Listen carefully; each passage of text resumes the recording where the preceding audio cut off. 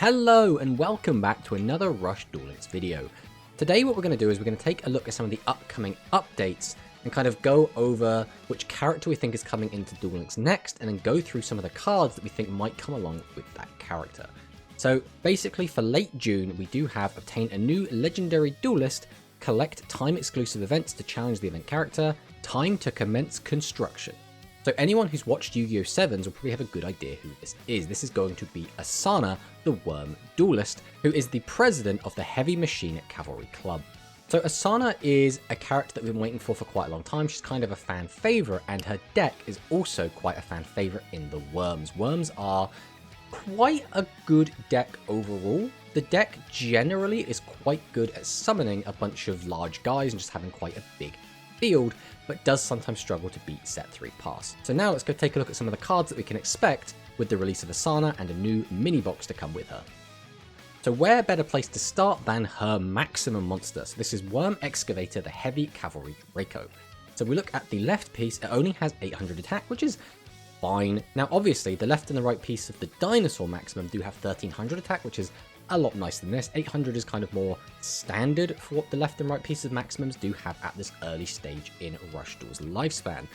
As a lower level monster, the stats don't usually matter too much. Generally you just want to have them as tribute fodder or just to perform the maximum summon, at which point their individual stats don't really matter. But this card is okay. So its continuous effect is while it is in maximum mode, this card gains attack equal to the number of cards in your hand times 300. Now the most that's ever really going to be is 5, at which point this card will be gaining 1500 attack. But again, its maximum attack will be increased by 1500. So its maximum attack is going to be 3500, as we can see from this middle piece. So the extra 15 becomes 5000, and 5000 attack is quite a lot. It means that even if this is hit with a Talismanic Seal Array, it will drop by that 2000, but still be at 3000, which is quite a significant amount. If we're able to just maintain a lot of cards in our hand after we summon this, so let's say for example our opponent tries to out it and we activate a negate attack, then the next turn comes along, we draw those 5 cards, it's now very difficult for our opponent to out this without something that just pops all monsters such as a Doom Metal, or without something like a Tribute to the Doomed which can just pop it. But the middle piece is pretty good, so its continuous effects again, while in maximum mode, this card cannot be destroyed by trap cards. That's pretty generic. What makes this middle piece so good is its base attack is 2500. So this is actually the same as just a 2500 vanilla if we just normal summon it, and that's actually very, very good.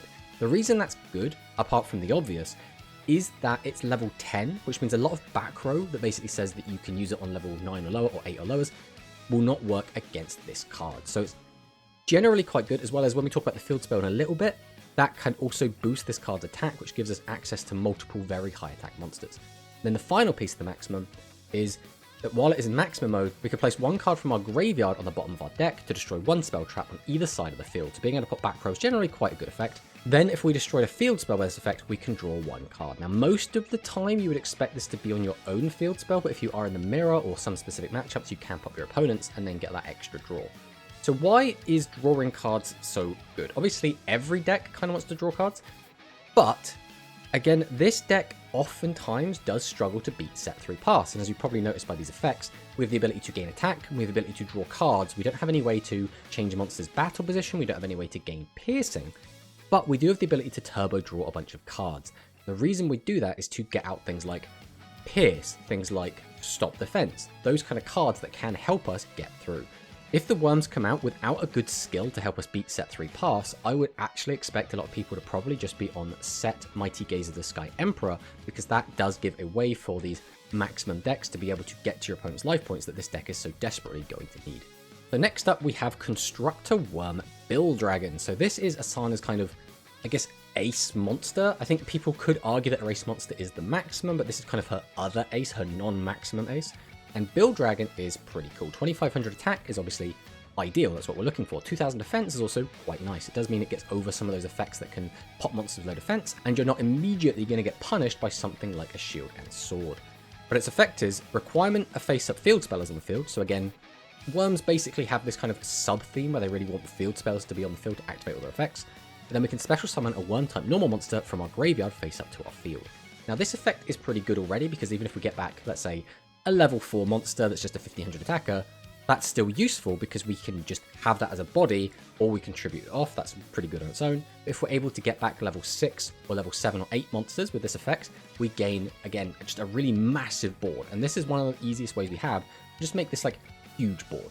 Now, when Wyrms originally came out in the physical game, they didn't have access to all of their high-level normal monsters, and they kind of trickled them out over time, so I wouldn't expect us to have all of them right away, but one I would expect us to start off with is Constructor Battler Big Roller. So this is one of the cards that was released, again, alongside the Wyrms when they were initially introduced into the Rush physical game.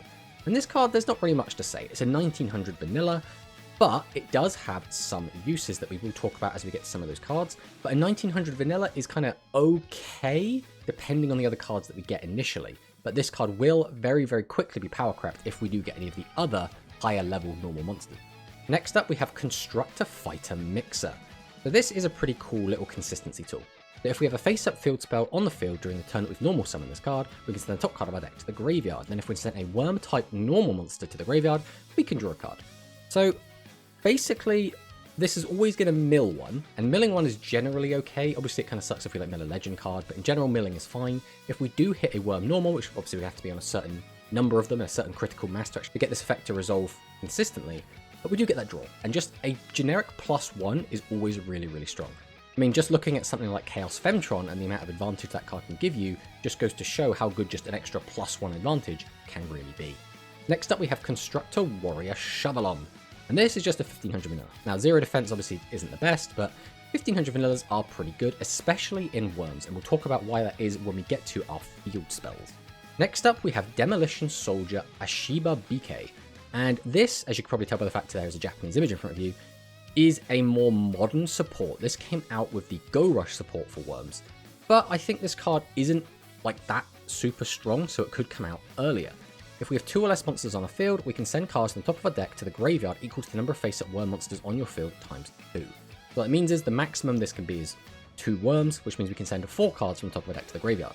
Then, if 2 or more monsters are among the cards sent, this turn, this face-up card can be treated as 2 tributes to the tribute summon of a worm-type monster in attack mode.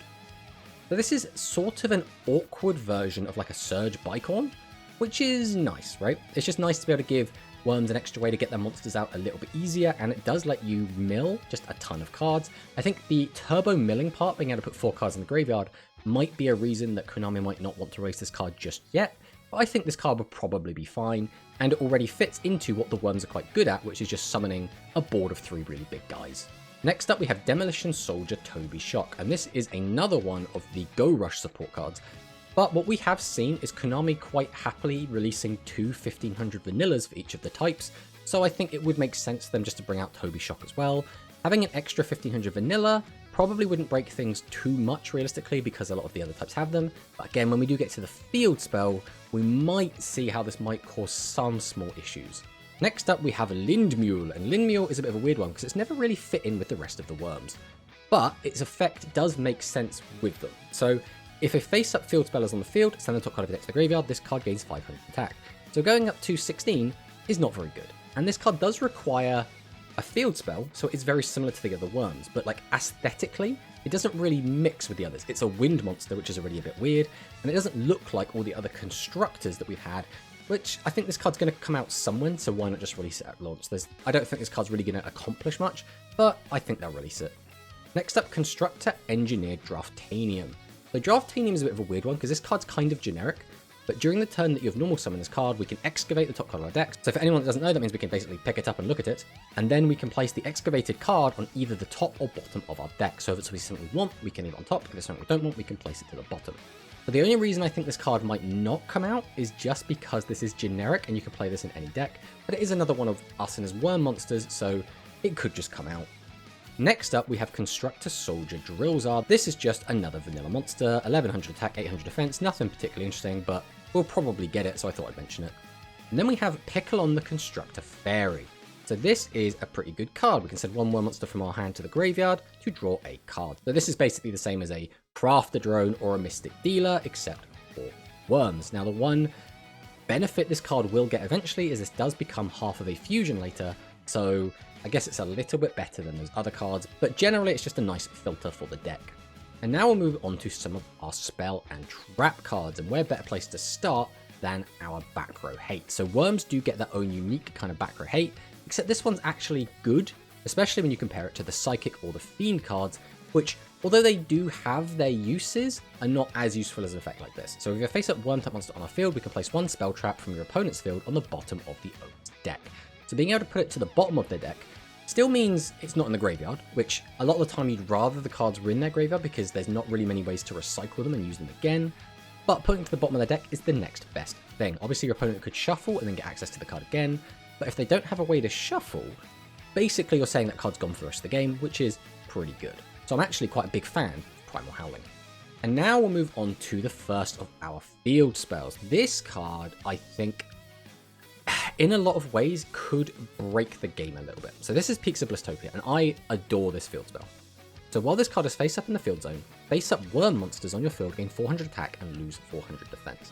Now this is quite big, because that means that our 2500 monsters are now 29, which now means they are so big they can attack over everyone else's 2500s, as well as the fact they can't be cleared that easily. Your opponent's going to have to realistically pop this, or have a monster that can boost its attack by a ton, something like a 7-throw Magician, to attack over your now 2900 attack monsters. But the knock-on effect is this card also will boost your low-level Wyrms, so if we do have those 1500 vanillas, they now become 1900 vanillas, which again, isn't too bad, because your opponent can still just clear them with tribute monsters, but your opponent's 1500 vanillas now obviously cannot contest against your 1900. So this card is pretty good, and I would expect this card to come out, but Konami have been very, very reluctant to release any field spells into Duel Links.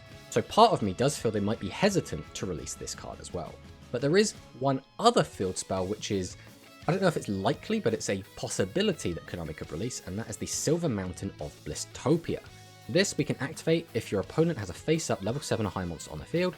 While this card is face up in the field zone, if a player would tribute summon a level 7 or higher Wyrm type monster in attack position, they require only one tribute. So this won't modulate our attack at all, but it will allow us to get our monsters out a little bit easier. Now they could easily just release this and not the Peaks of Blistopia, and if they did, I think Wyrms will be just a lot weaker than they otherwise could be, because Wyrms will then struggle to beat other 2500s and they'll lose kind of their main draw, which is just having more attack. Konami could just release Silver Mountain, but I really do hope they release Peaks of Blistopia as our main field spell for the release with Asana. Now we'll talk about some trap cards. So this is the original Wyrm trap, Constructor Ambush. So when an opponent's monster declares an attack targeting your face-up Wyrm type monster on your field, we can send one level 6 or lower Wyrm type monster from your hand to the graveyard.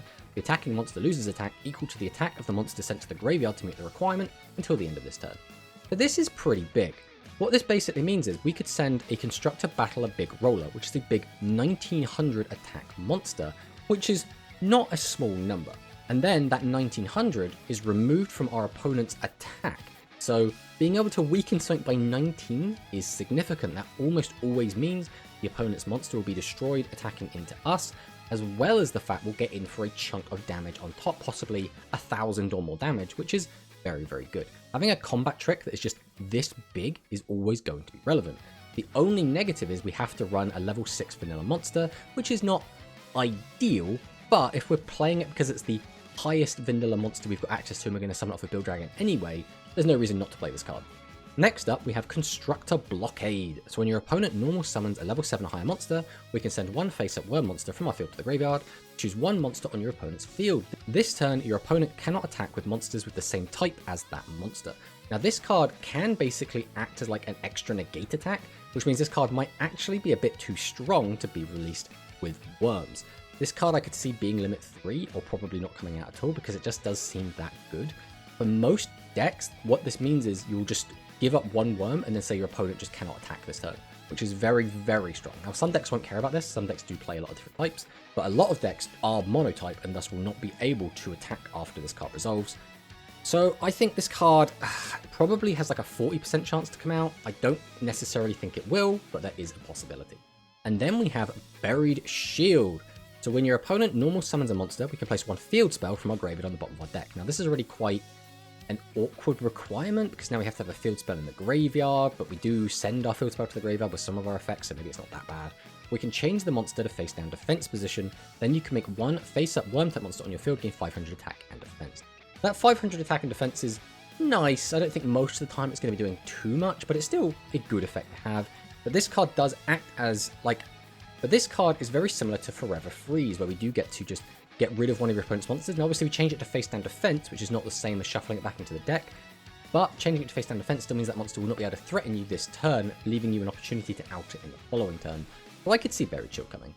And the final trap that I'm semi-expecting to come is Constructor Resurrection. Now this is a very, very strong trap card. When your level 7 or higher worm type monster is destroyed by an opponent's attack, we can special summon one level 7 or higher worm type monster from your graveyard face up to your field. So what this basically means is that if our boss monster, Constructor Worm Build Dragon, is destroyed, we can immediately bring it back to the field. So our opponent finds a way to out our 2500, sometimes 2900 attack boss monster.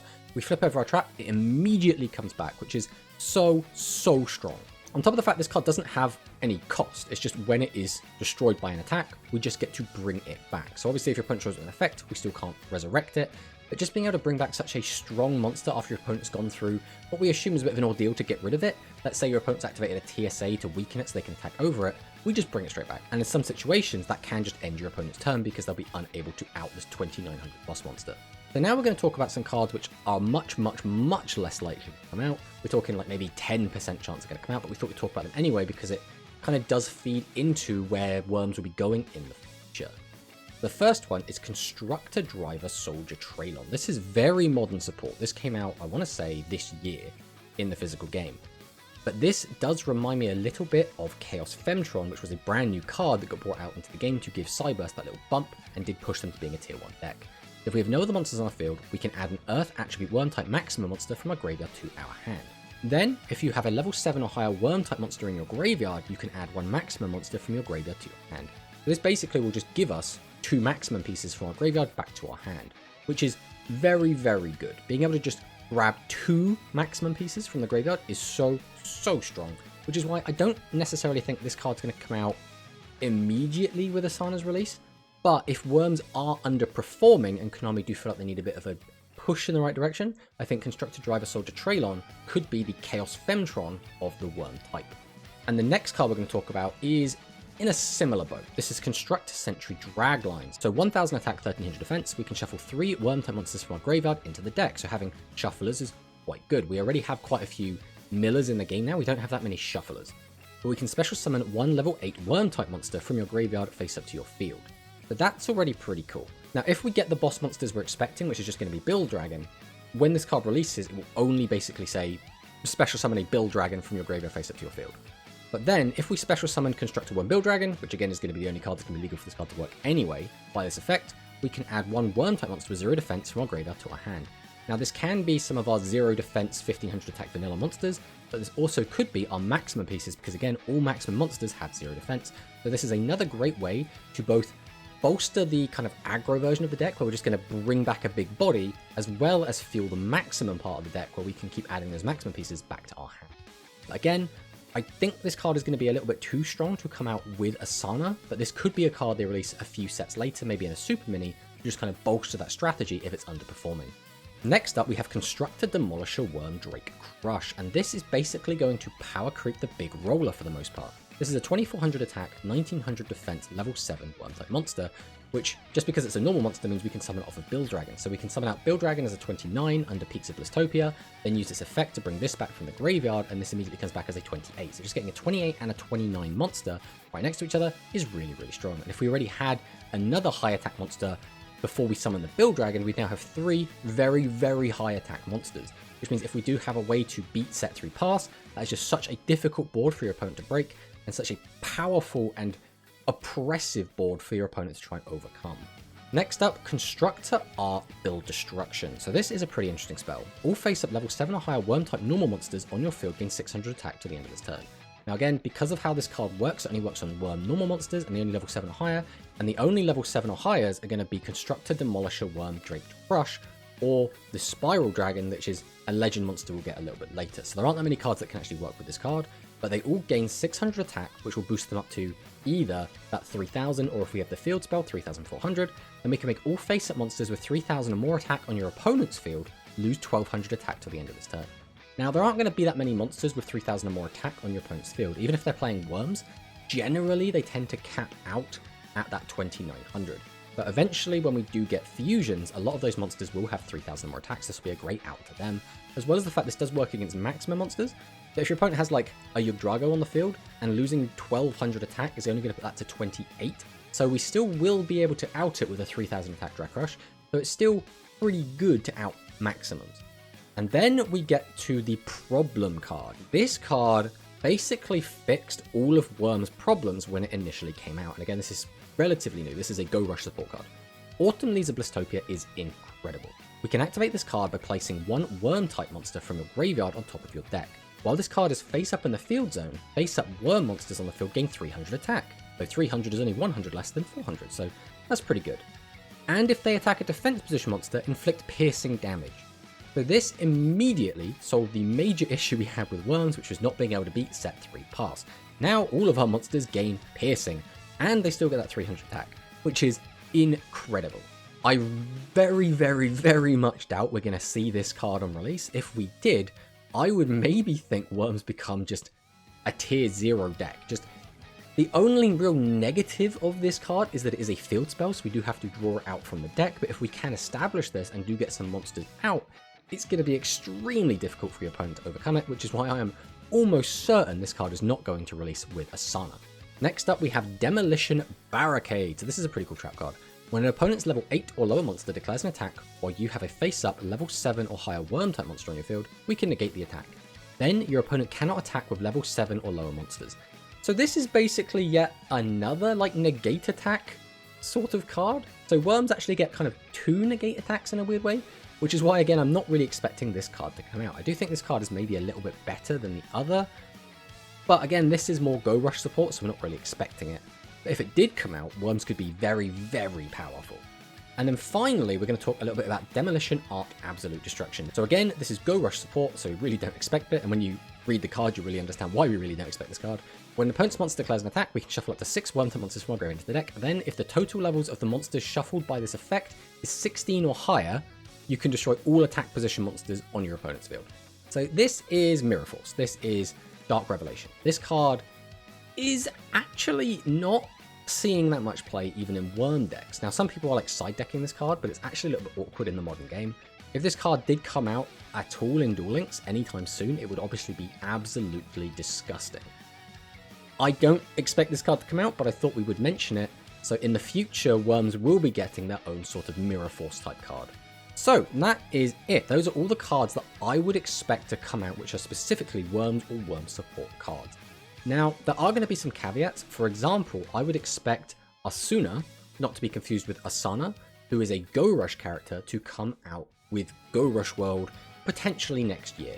And when she does come out, I would expect her to be a playable character, much like Asana, and she is also a Wyrm duelist, except she plays kind of a fusion-based Wyrm decks with Fire Wyrms. So I do think a lot of these support cards will get pushed back for the Go Rush release to kind of build up hype for Asuna. So all of these cards, although they could come out with Asana, they might hold them back to make Asuna more appealing in the future. But this is it for the video. Thanks for watching, and I'll see you next time.